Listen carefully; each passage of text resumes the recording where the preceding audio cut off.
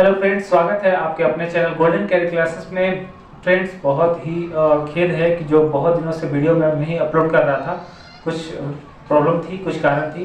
So friends, कोई बात नहीं, आज हम लोग एक नए टॉपिक के साथ फिर से स्टार्ट हुए हैं, ठीक है। सो प्लीज़ आप लोग इस वीडियो को पूरा लास्ट तक देखेंगे बिना स्किप किए।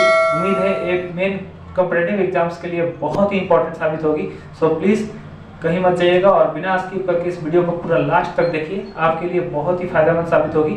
सो प्लीज आइए हम लोग वीडियो को शुरू करते हैं। देखते हैं, जैसा कि फर्स्ट नंबर क्वेश्चन है, जैसा कि आप लोग देख रहे होंगे कि दो अंकों की एक संख्या के अंकों का योग 6 है। यदि संख्या से 18 घटा दिया जाए तो अंक अपनी स्थिति आपस में बदल लेते हैं, ठीक है। तो संख्या क्या होगी? ऑप्शन आपके इस प्रकार है 24, 15, 60 और 42। अब देखिए फ्रेंड्स, इस क्वेश्चन को बनाने के लिए बिल्कुल इजीली ट्रिक का प्रयोग करेंगे, इजीली मेथड का प्रयोग करेंगे, इजीली कॉन्सेप्ट का प्रयोग करेंगे। आइए देखते हैं। सबसे पहले ऑप्शन से देखेंगे कि दो अंकों की एक संख्या के अंकों का योग 6 है। अब देखिए, दो अंकों की एक संख्या तो दो अंक है, ठीक है। मान लेते हैं, हम लोग बनाते थे बेसिक में कि एक x ले लिए, एक क्या ले लिए y, लेकिन अब हम लोग x y का प्रयोग नहीं करेंगे, अब डायरेक्ट बिना x y का प्रयोग किए ऑप्शन से बनाएंगे, ठीक है। तो आइए देखते हैं कैसे बनाते हैं। जैसे ऑप्शन नंबर ए हम पकड़ लेते हैं, ठीक है। तो ऑप्शन ए कितना है आपका? 24। ऑप्शन ए कितना है? 24। क्वेश्चन बोला था कि दो अंकों की एक संख्या के अंकों का योग कितना है? 6। अब देखिए तो एक अंक 2 है, एक अंक कितना है? 4 है, इकाई 4 है, दहाई कितना है? 2, ठीक है। तो दो अंकों की संख्या के अंकों का योग कितना होना चाहिए? 6। तो देखिएगा, सबसे पहले दोनों को जोड़ देंगे तो कितना हो गया? 6। जो बोला था कंप्लीट हो गया, ठीक है। अब बोलता है कि यदि संख्या में से 18 घटा देंगे। अब देखिए, 0 से लेकर 9 तक को कहते हैं अंक, अगर 9 के बाद लगाएंगे तो वो बन जाता है संख्या, यानी कि दो अंक को अगर जोड़ देंगे तो क्या बनेगा? संख्या। जैसे कि आपका 10, तो 10 क्या है आपका? संख्या, ठीक है। और 0 से लेकर 9 तक क्या है आपका? अंक, ठीक है। तो जब दो अंकों की संख्या को कह रहा है और दोनों का योग कितना बोला है? 6, तो हम दोनों को जोड़ दिए तो कितना हो गया? 6।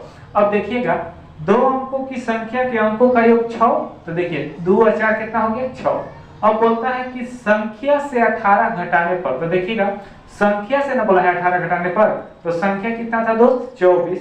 अब 24 में से अगर हम 18 घटाएंगे, ठीक है, तो कितना प्राप्त होगा? 6। लेकिन कह रहा था कि अंक का मान बदल जाना चाहिए, यानी कि 24 है तो 4 इधर चल जाना चाहिए और 2 इधर चला नहीं चाहिए। तो देखिए, हमको होना चाहिए था कितना? 4 और 2 यानी 42 होना चाहिए था, हो रहा है कितना? 6। तो क्या यह आंसर होगा? नहीं होगा, यानी कि ऑप्शन नंबर ए नहीं होगा। अब चलते हैं ऑप्शन नंबर बी की ओर। अब देखिएगा, बी आंसर कहता था कि 15, तब देखिए 5 1 कितना हो जाएगा? 6। लेकिन जैसे ही 15 में से 18 घटाएंगे तो भैया 15 में से 18 घटाएंगे तो -3 हो जाएगा, ये तो संभव ही नहीं है, इसलिए बी भी नहीं होगा। अब आते हैं ऑप्शन नंबर सी से। तो देखिए, सी ऑप्शन कहता है 60। अब देखिए, तो 6 में 0 जोड़ेंगे तो 6, तो ये तो सही है। लेकिन अगर 60 में से 18 घटाएंगे तो हमको आना चाहिए था कितना?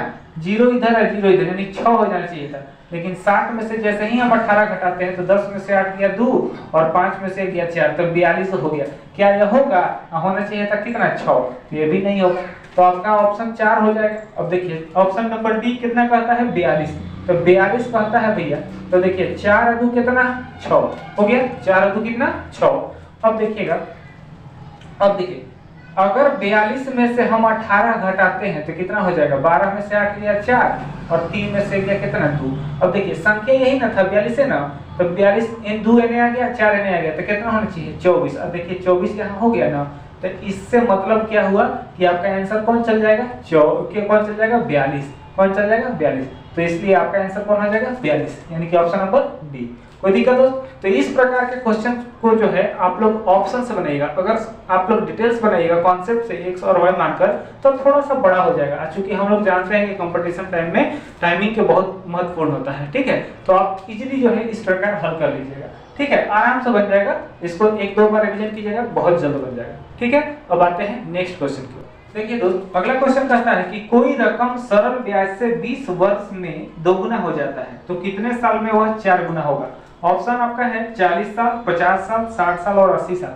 अब देखिए, इसको इजीली पूर्वक बनाएंगे। सबसे पहले याद रखिएगा कि जब भी गुनी वाला प्रश्न रहेगा तो एक आपको छोटा सा जो है ट्रिक दे देते हैं, ठीक है, कि गुनी वाला प्रश्न में समय, ठीक है, या फिर दर, समय दर निकालने के लिए एक होता है फॉर्मूला आपका गुनी -1 गुना 100 बटा, अगर समय कहेगा तो नीचे आपका दर होगा और दर निकालना होगा तो नीचे आपका क्या होगा, समय होगा। ठीक है, ये आपको ध्यान देना है। क्वेश्चन में बोला था मेरे भाई, क्वेश्चन में बोला था कि कोई एक रकम सरल ब्याज से 20 वर्ष में दोगुनी हो जाता है, 20 वर्ष में दोगुनी, यानी कि समय दिया है, ठीक है, और गुनी भी दिया है, तो हमको निकालना क्या है, दर। दर को r से सूचित करते हैं, तो r प्रतिशत बराबर गुनी -1, दोगुनी बोला है तो 2 माइनस कितना 1, ठीक है, गुना कितना 100 बटा कितना वर्ष में, 20 वर्ष में, 2 माइनस 1 गुना 100 बटा 20। अब काट देंगे, 20 पच्चे 100, 2 में से गया 1, तो 1 गुना 5 तो कितना हो जाएगा 5%। दर कितना निकल गया 5%। अब बोलता है कि कितने साल में वह 4 गुना होगा, कितने साल में वह 4 गुना होगा, नहीं साल यानी क्या समय। तब देखिए समय पर चलेंगे, समय को क्या से सूचित करेंगे n से, ठीक है, तो समय को n से सूचित करेंगे, n बराबर, अब देखिए फिर वही नियम अप्लाई करेंगे, गुनी -1, तो देखिएगा गुनी कितना बोलता है 4, तो 4 माइनस कितना 1 गुना 100, अब बटा, चूंकि हम समय निकाल रहे हैं तो दर निकालेंगे, तो दर कितना है 5, तो यहाँ कर देंगे 5, काट देंगे, 20 पच्चे 100 और 4 में से क्या कितना 3, तो 20 3 60, ठीक है, तो कितना वर्ष हो जाएगा भैया 60 वर्ष। यही आपका क्या हो जाएगा आंसर, ठीक है, यही आपका क्या हो जाएगा आंसर। तो आपका ऑप्शन नंबर कौन हो जाएगा सी। कोई दिक्कत? तो इस प्रकार के क्वेश्चन को, जो कि यह सिंपल इंटरेस्ट है, साधारण ब्याज का क्वेश्चन है, ठीक है, तो आराम से इजीली प्रो केस को बना सकते हैं, ठीक है। याद रखिएगा गुनी -1 गुने 100 बटा दर गुने समय, अगर समय पूछेगा तो दर रखेंगे, दर पूछेगा तो समय रखेंगे, ठीक है। अब चलते हैं अगले क्वेश्चन की ओर।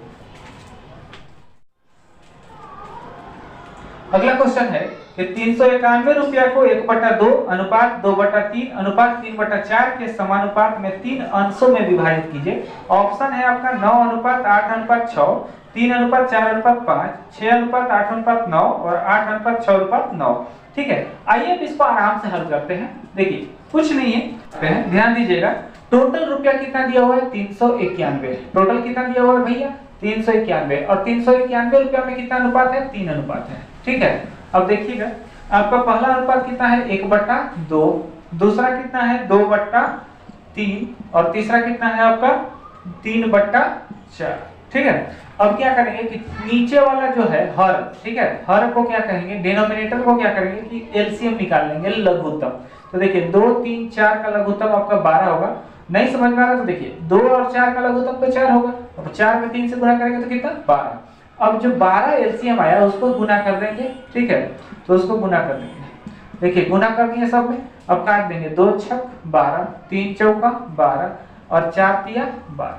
हमको पूछा था क्या कि अंशों में विभाजित कीजिए, तो देखिए तो सिंपल है, 6 एकम 6, ठीक है। इसके बाद देखिए 6 एकम कितना हो गया 6, ठीक है, 4 गुना 8 और 3 तिया 9। हमको अनुपात ही पूछा था, तो नया अनुपात बन के कितना हो गया 6 8 9, यही क्या हो जाएगा आंसर, ठीक है।